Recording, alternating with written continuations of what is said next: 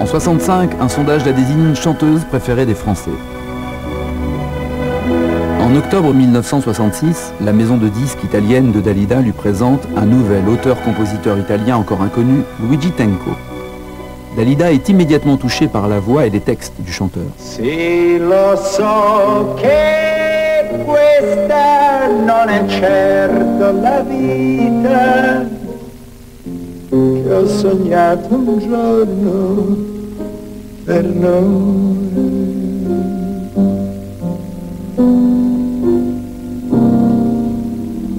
Vedrai,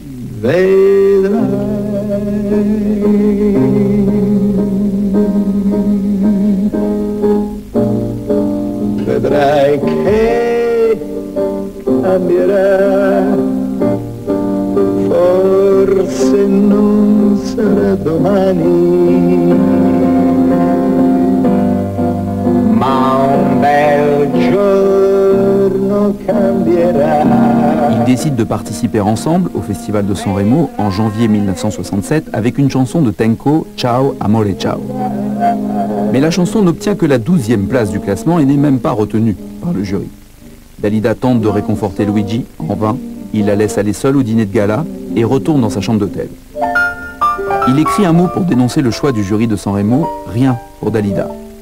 Il prend son pistolet et se tire une balle dans la tête. C'est elle qui va découvrir le chanteur. Crise de nerfs, il faudra 2 hommes pour l'arracher au corps inanimé de Luigi. Car un lien plus fort qu'une simple chanson l'unissait à Luigi Tenco. C'était une véritable histoire d'amour, le coup de foudre dès leur premier dîner. Ils avaient même prévu de se marier au mois d'avril. Dalida avait trouvé son âme sœur, un double un peu noir. C'est l'homme de sa vie qui vient de se tuer. Dès lors, sa famille et ses amis sont inquiets de ce qu'elle pourrait faire. Dalida semble pourtant faire face. 3 semaines après la mort de Luigi, elle participe à un palmarès des chansons. Elle y chante la chanson de Luigi Tenco, Ciao Amore Ciao, dans la robe qu'elle portait à Sanremo.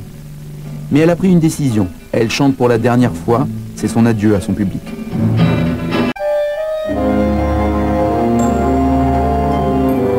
Le 28 février 1967, Dalida prend une chambre sous le nom de Yolanda Gigliotti à l'hôtel Prince du Galles. C'est là que s'installait Luigi lors de ses séjours à Paris. Elle pose sur la poignée de la porte le panneau « Prière de ne pas déranger ». Elle avale une dose massive de barbiturique. Le lendemain soir, une femme de chambre inquiète ouvre la porte de la chambre et découvre Dalida inanimée sur son lit. À côté d'elle, on trouve 3 lettres.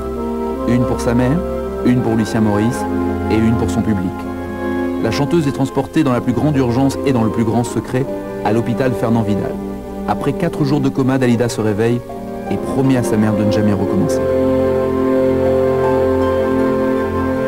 Est-ce que vous voulez que nous supprimions ce passage de l'émission? Non, pourquoi? C'est quelque chose qui existe, pourquoi le supprimer? Au contraire, il y a des choses qui vous enrichissent beaucoup. On arrive à penser que la souffrance qui ne souffre pas n'apprend pas, donc des fois elle est nécessaire.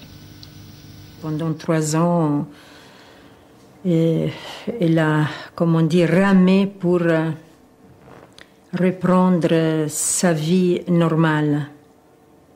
Je restais avec elle tout le temps, je dormais avec elle et j'essayais de parler beaucoup avec elle. Les discours étaient toujours les mêmes, vous pouvez vous imaginer.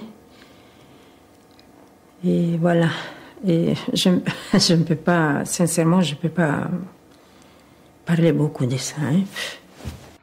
Depuis 3 ans, depuis ce qui m'est arrivé, que tout le monde sait d'ailleurs, je me suis enfermée dans cette maison et j'ai essayé de comprendre. Et la première des choses, je n'avais absolument plus envie de chanter.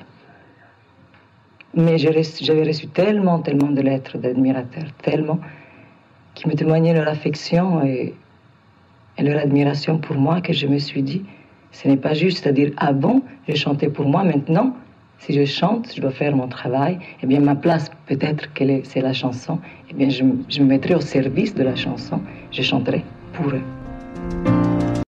Mais vous avez raison de dire qu'on est seul, parce qu'on termine un tour de chant, bon, il y a beaucoup de monde, il y a le public, il y a les gens qui sont là, on est fêtés, on est aimés, on est admirés, adulés, et après, on se retrouve tout seul. Mais ça reste en nous quand même dans le cœur. Enfin, il me reste toujours cet écho des applaudissements et cet amour des gens qui viennent. Finalement, on est seul et on ne l'est pas tout à fait. C'était quelqu'un d'extrêmement généreux, mélancolique, c'était quelqu'un de bon. Et c'était une vraie femme. C'était une véritable personne, en dehors de l'artiste et de la lumière sous laquelle on la voyait.